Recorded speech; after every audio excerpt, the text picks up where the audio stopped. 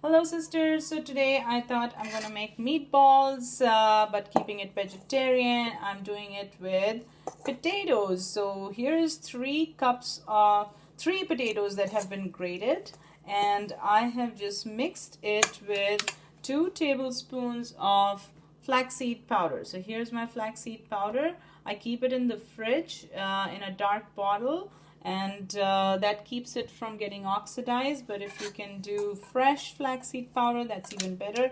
So I've just mixed it up, and I'm leaving it aside for a little bit. Now I will start adding a few things that will all go together as a mixture, and then we will add it to the potato mix. So let's see, what do I have? I have half a cup of chopped onions. Half a cup of chopped onions. They will go into this bowl of mine. There you go. And perfect. Now I have you can add any kind of herbs. I have some dried herbs that I will add in here, but you can also add some fresh herbs. So I just picked these chives from my garden. You can do this, or if you have some dill lying fresh, you can chop that up and put that in your mixture. Then I have half a teaspoon of garlic powder. Here's my half a teaspoon. Well, it's not really half a teaspoon. I just have more. I love garlic, so I'm just gonna add a little bit more than half a teaspoon. I'm adding some ginger. It's more than a teaspoon here. I love ginger. It's really good for our guts. And I also have about 1 teaspoon of methi or fenugreek powder. Whatever you like adding into your meatballs, you can add. So for a little bit more creaminess, because I'm not going to add any oil, the sesame seeds will give that oily, like the fat part of it. Some dried red chili pepper powder. Then I have this sea salt that I like, and some freshly ground black pepper. Black pepper is really good when it's freshly ground. So add that. Now go ahead and add whatever spices you really like to do, and it's all going to be very forgiving. So we will just mix it all up, and then I will mix up with half a cup of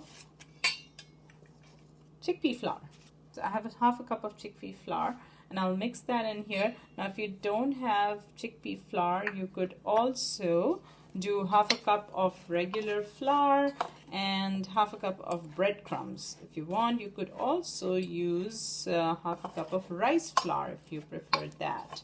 So now all this is nicely mixed up over here, and I will just now add it to my potatoes. There. Now it's all nicely added here, and we mix it all up very well. Now once it's all mixed up, then I'm going to make meatballs out of it, or well, balls out of it. Why should I keep calling it meatballs? And I'm trying to stay away from meat. So, but I know some people love it, but they need to reduce the amount of meat they eat, but still want to keep the flavors. So, most of the flavors come from the spices and herbs that we are adding, and not so much from the meat. So if you are still like, okay, I want some meat, then you know what I would do? Add little bit of ground beef or meat or whatever chicken you want to it, and not a whole lot. So just reducing the amount of meat in your diet is also a lot better than doing nothing about it and continuing to eat meat because you do not like to not have meals without meat. So that's the approach I take. Now let's see if I want to make balls out of it. How does that go? So it looks like they are going to form.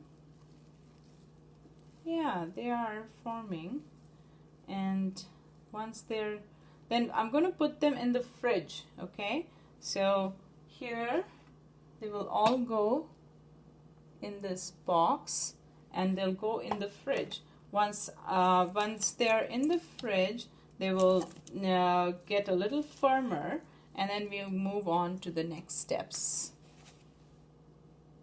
So you know what I did? I added a little bit of water to it, and then I'm pressing it really firmly. So just taking this and just going really firm on it, and it is coming out as a nice little round ball. Look at that. See? This is much better than the previous ones that I made.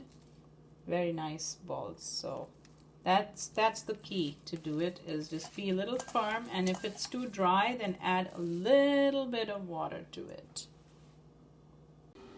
Okay, so I am making a tomato sauce. This is what I have. It is a tomato basil sauce and does not have any questionable ingredients in it, and that's my quick go-to.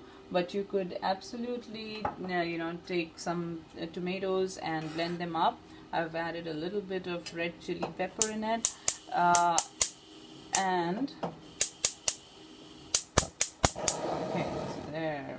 And I've added a little bit of water to make it a little runny, because I'm going to add a few things to it, which includes a little bit of chopped onion. Then I have about 3 cloves of garlic that are chopped up. That'll go in there. And this is also garlic. And I'm going to add some mushrooms to it as well. Mushrooms are really good for a lot of things, as I explained earlier as well. They improve our white blood cells as well, and very good for respiratory functions. So great addition at this time. And some salt. So I have nice sea salt here. I'm just going to grind it in here. So that's as much as you want. And then some freshly ground black pepper. And I have some dill that I chopped up. So that will also go in here. Really making it full of herbs and vegetables, so you get a good dose of everything all in one. And just letting it cook for about 15 minutes until the mushrooms are done and softened. So you will see that yourself, and it's going to thicken up as it heats up. Very nice for adding the potato spice balls that are cooking in the oven for me. Alright, so here are my spicy potato balls, and they have been air fried, and or you can bake them. You could have just tossed them around on a pan. I'm going to take a few of them, and here is my pan with just like 1 teaspoon of coconut oil. So I'm going to put a few of them here, just so that, you know, some people in the family, they don't want to go completely oil free, which is okay. So I will see if I can make them a little more crisp, and I think that will really work out very well for a few of them. Awesome.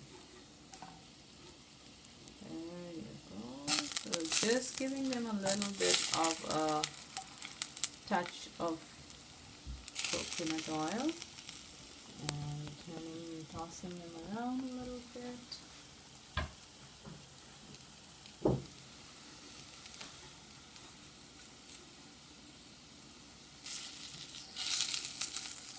Very quickly, just giving them a little bit of a crispiness. And Now if I had added a little bit of arrowroot powder to it, then they would have got a little more crispy as well. So learning along the way. That's it. Look at these potato spicy balls. They look amazing. They're nice and crispy. And my tomato sauce is looking really good. I've added a little bit of turmeric to it as well, which is always very good to add to anything you want. And the mushrooms are almost done, so I am going to now add some chopped up green onions to it. And doesn't that look beautiful?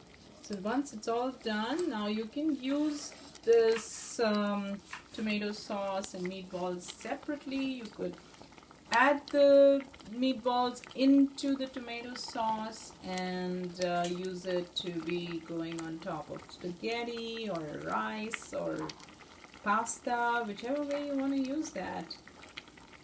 Look at that, my beautiful spaghetti with potato spice balls and tomato herb sauce. So I hope you try it and enjoy it, and let me know if you did something different.